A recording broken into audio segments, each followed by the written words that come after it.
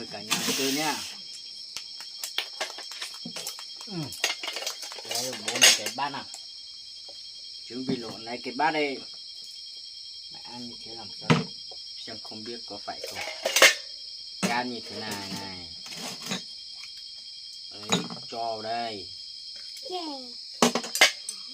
Rồi đây là xôi. Mua luôn đi không? Bố cát rồi. Đấy. Nào. Xem chín chưa? Sống là chín rồi, chín rồi. Đấy. Đây, cho một tí nước. Đây. Một tí nước này, gừng nha. Cho một tí rau răm vào nữa. Tài rồi mò. Ngọt. Cái nó ai mua như thế này. Đấy. Mời cả nhà ăn tối cùng gia đình mình nha.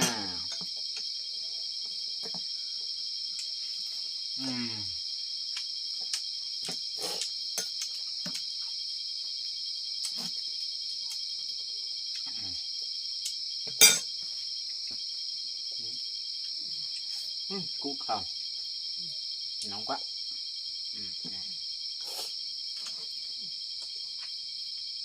Opa cứ mua cái đó.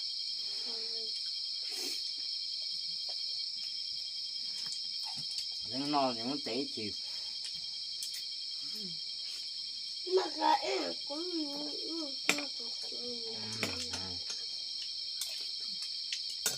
cho chỉ nhớ này vào miếng ngon.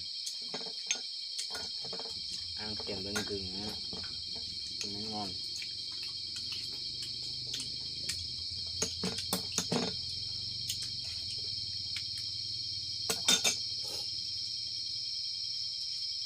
Nó cao cũng ghê.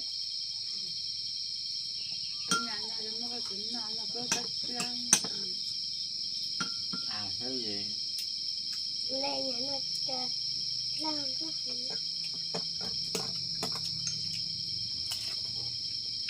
Chỉ ớt mà chỉ gừng. Thêm lá ớt, lá gừng hả? Ngọt phết đấy.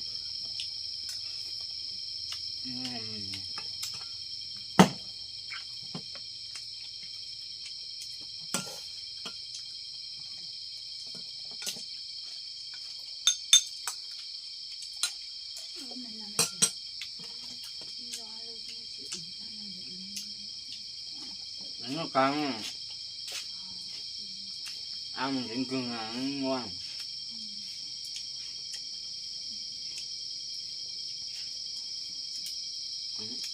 Cái nó gừng.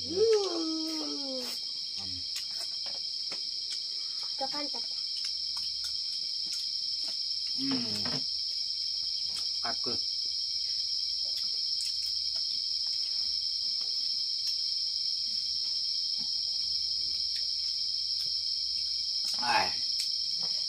Ăn khỏe ở đây.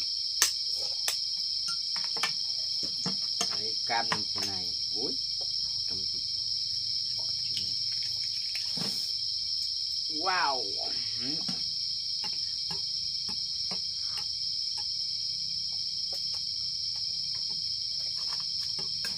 Cho một tí gừng vào. Gừng này. Gừng rồi cho một tí dầu răm vào nó.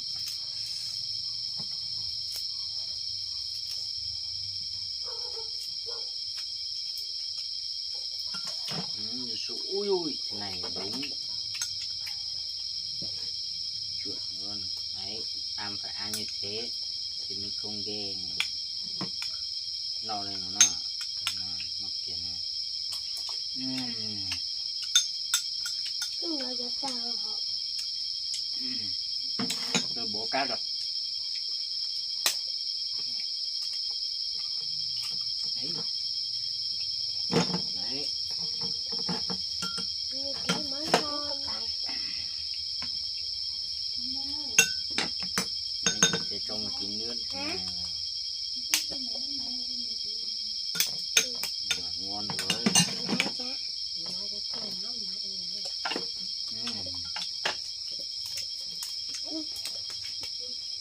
Vừa bố làm mà mày ngu quá.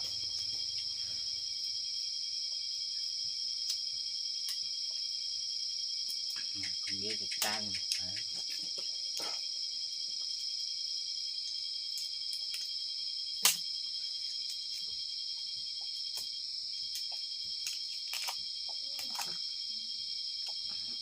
Lấy cái vỏ ra đi.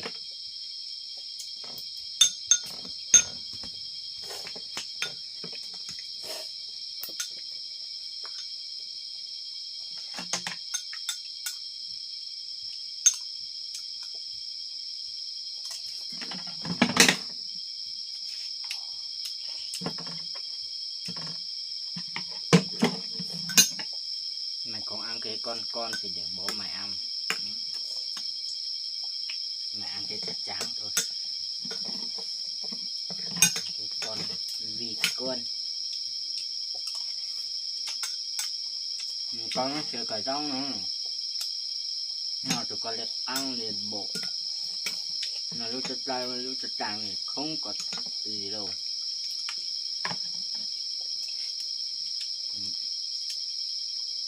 Thêm mà chỉ gừng vào em.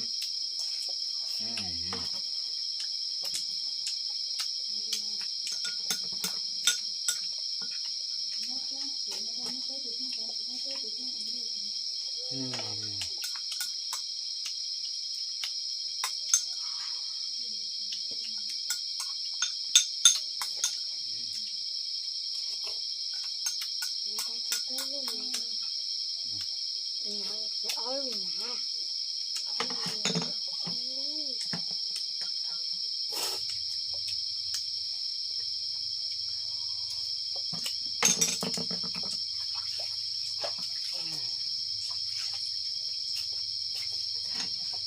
Rửa tay rồi ăn xuôi mới không dính tay.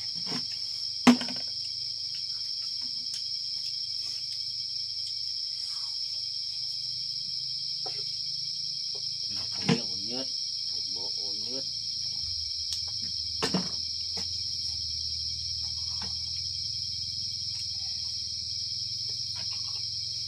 Nhìn chứ.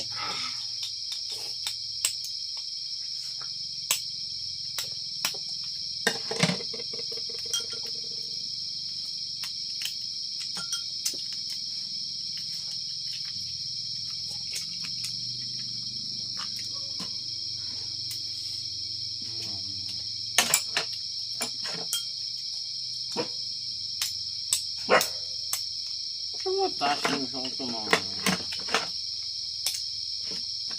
ăn bật à.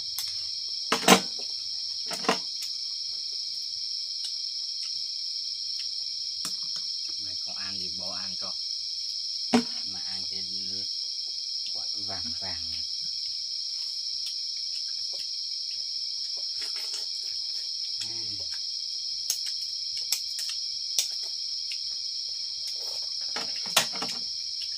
Có cái.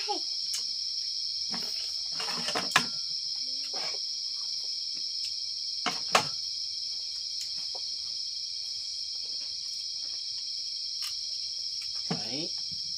Ngon chưa?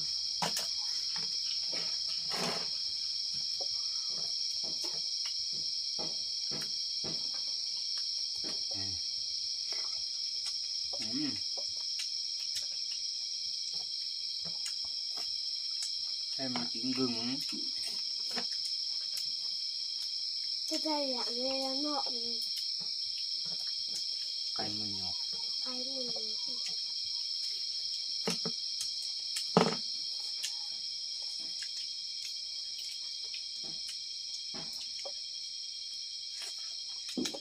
cái là cái mình họ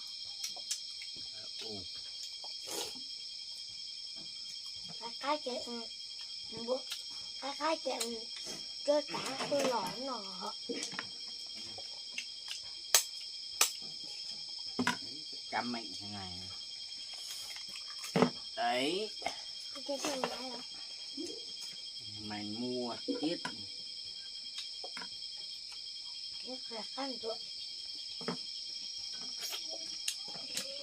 thuốc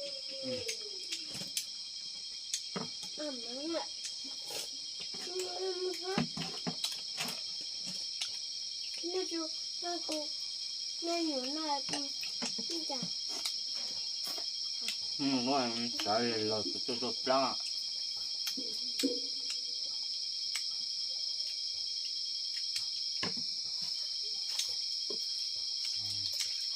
Thì ớt thì cũng gừng, mày có ăn à? Dạ.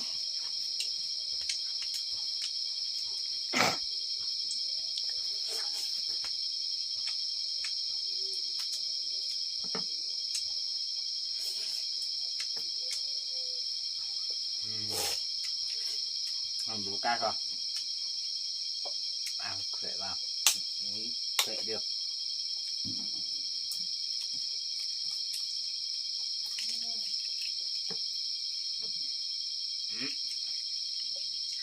Bỏ vào cái này.